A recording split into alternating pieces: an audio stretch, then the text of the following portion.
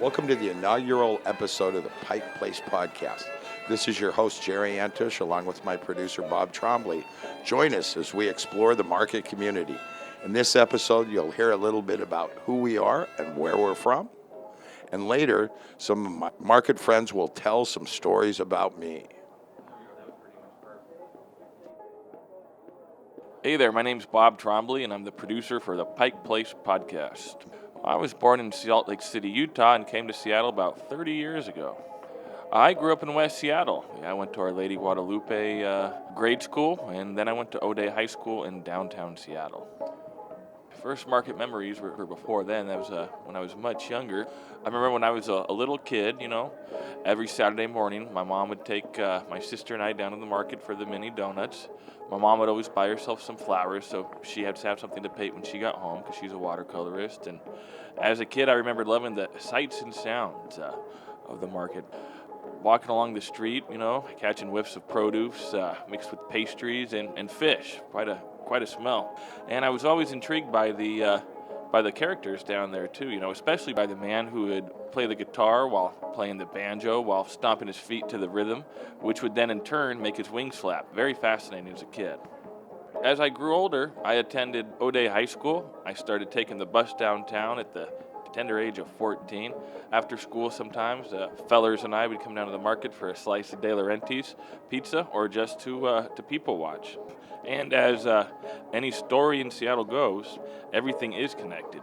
One of my good friends, Matt Kokorowski's older brothers, used to work at Don and Joe's after school. And when he got to be about his older brother's age, he passed the job down to him. And he continued to work there during and after high school. And after one of my many odd jobs not working out, my friend Matt suggested working at the market. He thought I would like it here. Long story short, Matt and I went to a reggae show one night, and he brought along a friend, Andrew Wary, who worked at Jack's Fish Spot. He said, "Anyone looking for work?" And I raised my hand. He said, "Good, be there at Jack's at 7:30 a.m. tomorrow sharp." And I said, "Dude, we're going to a reggae show." And he said, "Be there 7:30 if you want the job, dude." So after my reggae fun the night before, I woke up and went to Jack's at 7:30 in the morning. Little did I know I wouldn't leave the market for 7 years. I was 20 when I started in the market. It was my college in a way. It's where I socialized, made friends, and where I was able to find myself. I was fascinated by the market for many reasons, namely the people. So many characters. In less than 10 minutes' time, I could be talking to Jackson, one of the beloved market characters. He would explain to me how he was heading out to the Louvre in Paris to change a light bulb in one of their rooms. Then the next minute, Howard Schultz, the owner of Starbucks, would come by asking if Jack, the owner of Jack's Fish Spot, was around. I learned a lot at the market, how to cut fish, how to stand on your feet for 11 hours a day, but what I really learned is how to interact and talk with people. And I'm carrying that great skill forward with this podcast so we can share these market stories with the rest of the world.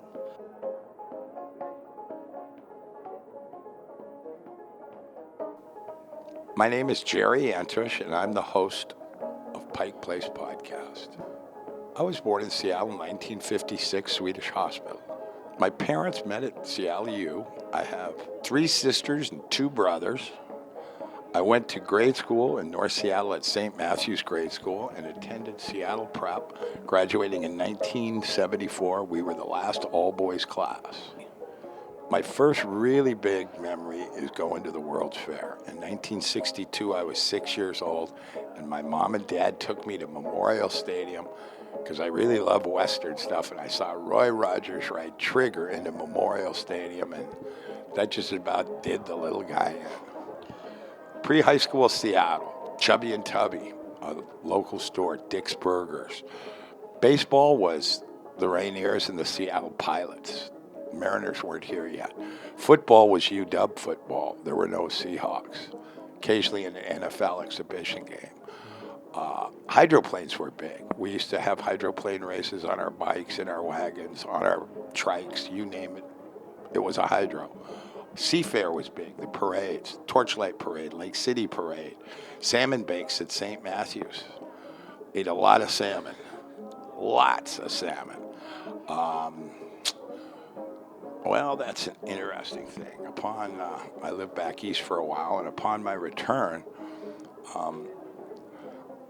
I needed a job, and a friend of mine was working at Scotty's Juice Bar, and he was leaving, so I took over for him.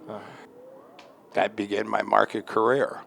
Well, back in the 80s, Saturday was the big day. We were not open on Sundays, and it was really Seattle's market. There weren't neighborhood markets.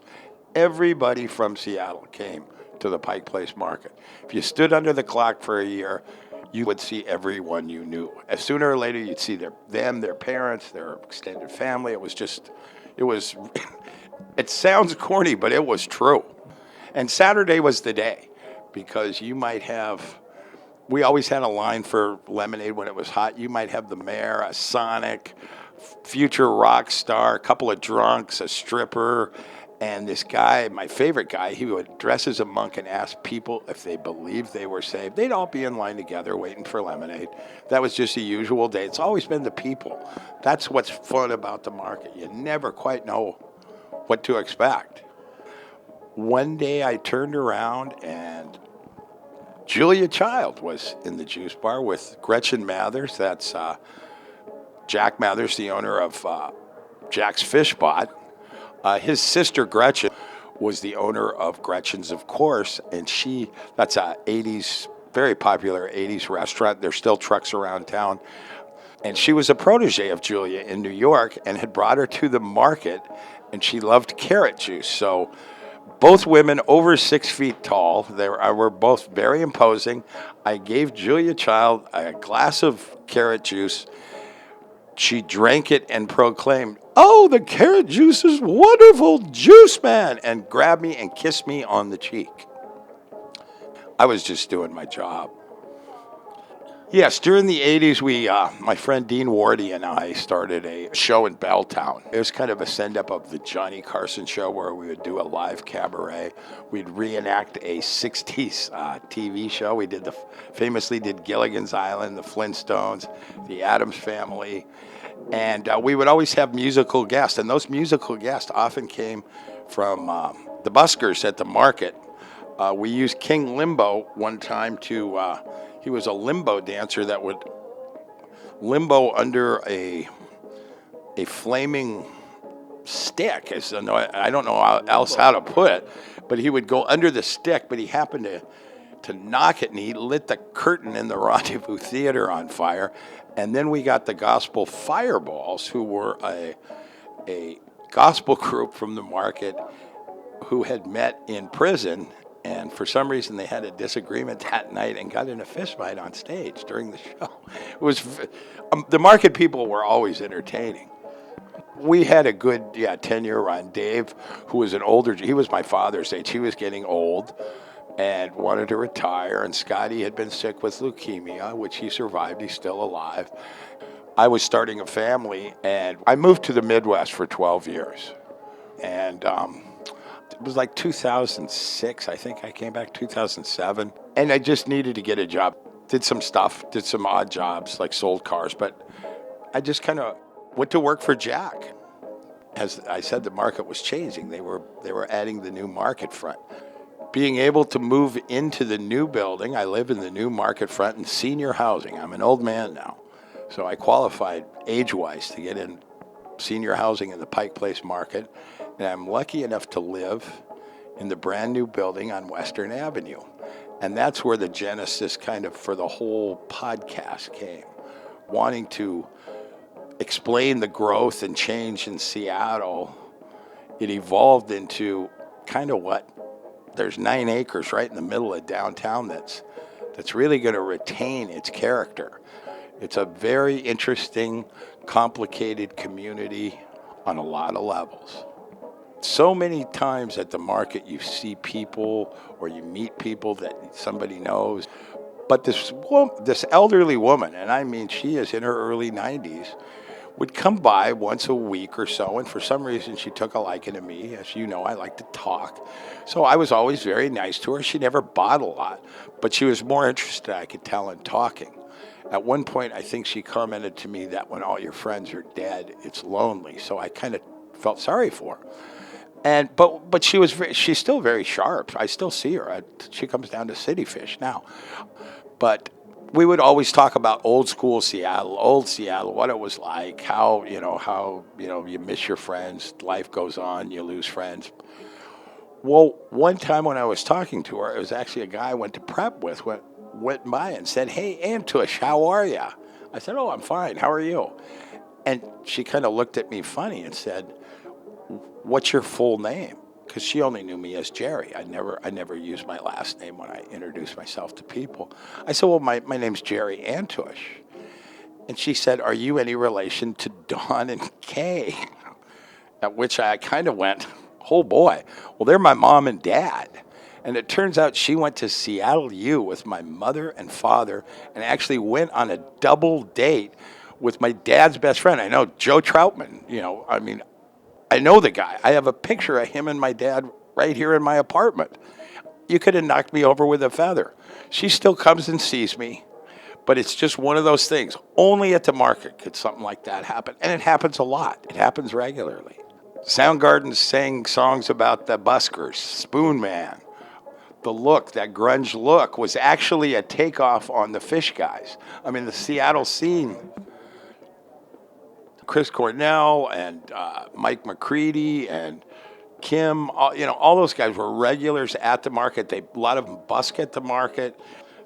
Seattle culture, you can't really take Seattle culture and separate it from market culture because it really does affect everything.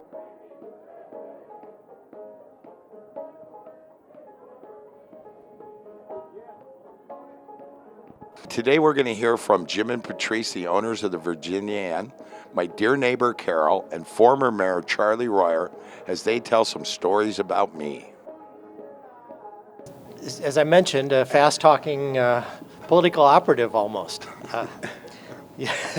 When you mentioned Homer said, "Not now, Jerry," I had this flash of you coming in, just bursting with ideas and ready to just launch into talking. And we're, of course, working, and we have orders in our head. But you always had interesting things to say, and you always had lots to say. Patrice? Well, yeah, we have to include you as one of the standard characters in the market, Jared. Kind of didn't matter where you happened to be working, but you were always in the market and part of the market. Whether it was at Jack's or Frank's. I don't know. You were Frank's for a while too, weren't you? Or Scotty's Juice. Yeah, you're all over. You were all over the market, and just one of those guys. The loud voice at the back of the room saying, "Take your pants off, Patrice," I don't know if I ever said that. No, I never said that. Something provocative. Yes, so that sounds much better. There you go. But I have to say, whenever you walked in the door, it always put a smile on everyone's face. Yeah. There was something about your presence. Yeah. Larger than life. I don't know. That's right. I just thought that you were very friendly, very sociable, and quite handsome. I'm just throwing that in just to make you feel good. Well, thank you. And also very helpful. You helped me with doors and offered to help, and that's nice. So I'm here with my favorite former mayor, Charlie Royer. Charlie, I know that you have always been a big supporter of the market. You used to come by fairly regularly when I was a partner in Scotty's Juice. What do you think about all the hoopla today? Well, I'm pretty amazed at how beautifully this has turned out. We turned a parking lot into a really gorgeous front porch for the market, which is going to look out over this great new waterfront and promenade, 22 acres of parks, and the viaduct gone. So, this is transformational for the city, and I'm just happy to be a little part of it. Well, and I want to thank you for all the work you did, because I'm lucky enough to be living in the new building. Oh, you are? Yes. Well, good I for wanted you. to drop that on you during the interview. Good for you. Yeah. Well, you got the best perch in town, I'll tell you that. I do. The only view better than this one is the one that's half a floor up. Mine. Yeah. But it's so good to see you, and I just wanted to thank you for all the work you did for Seattle. Thank you, Jerry. It's really good to see you again. We go back a long way here. We do, all the way to King 5, 74. Exactly. Well, you look great, and Thank thanks you. so much for your time. Well, I'm glad to see you again. You're looking well. Yeah, oh yeah.